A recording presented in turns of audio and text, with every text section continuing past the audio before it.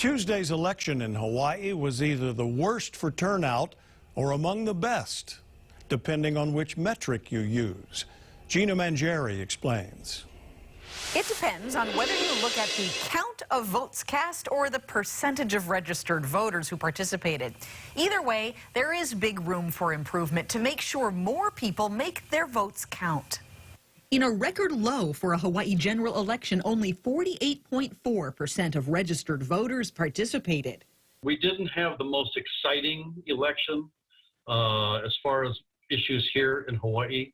I think most people realized that several races, especially the bigger ones, were pretty much set.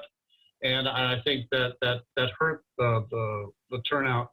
But turnout as a percent is a bit deflated because the denominator in the equation, registered voters, is supersized. More than 100,000 people on the rolls are inactive voters, many not even residents anymore. But by federal law, they cannot be purged from the rolls for several inactive cycles.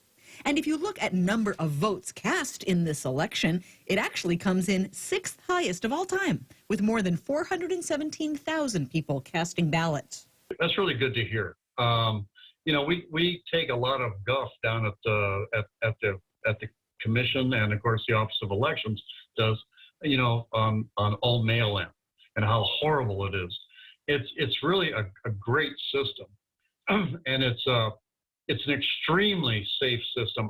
As we first reported yesterday, there was a bit of a pushback this cycle against early voting, with more than 10,000 people lining up on Election Day and around 100,000 mail and drop box ballots coming in on or just before the final cutoff. That's a reversal in a trend toward early voting that had been building for years. How can officials make Election Day voting easier? Those decisions are really up to the county. The county's involved. It's not the state's Office of Elections decision, and it's certainly not the commission. But they're going to have to look at that. There's always things that we can look at to try to improve things, and we are going to do that. We will always do that. We'll do that after every election, and we're going to see if there's any bumps in the road, and if there are, we'll smooth them out. The general election had some notable outcomes. Republicans won 5 new spots in the legislature, 4 of them unseating Democratic Party incumbents. I was a little bit surprised. You know, even Ben Cayetano said a couple of years ago, we need a loyal opposition. Republican Duke Aiona got more than 151,000 votes, around the number he got against Abercrombie in 2010. But Josh Green's victory in that race was historic. Green earned the top spot for votes received by a Hawaii gubernatorial candidate ever at nearly 260,000. He comes in second for margin of victory in vote count, just behind his predecessor, David Ige, and just above Linda Lingle. All of them received around 100,000 votes more than their closest competitors.